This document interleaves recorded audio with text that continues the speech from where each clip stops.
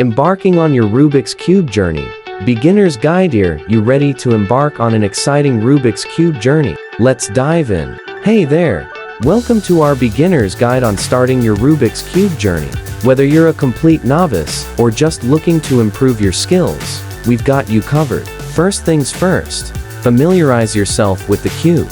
Understand its structure, the colors, and how each piece moves. It's like getting to know the map before setting off on an adventure. Next, learn some basic solving methods. One popular method is the layer-by-layer approach, where you solve one layer at a time. It's like solving a puzzle piece by piece. Practice, practice, practice. Rome wasn't built in a day, and mastering the Rubik's Cube takes time and patience. Start with simple algorithms and gradually increase the difficulty as you improve.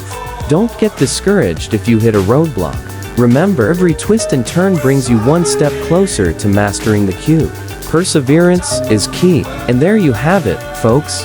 Follow these steps, stay determined, and you'll be well on your way to becoming a Rubik's Cube master. Thanks for watching, and happy cubbing. Be sure to like, share, and subscribe for more Rubik's Cube tips and tricks. Until next time, keep solving.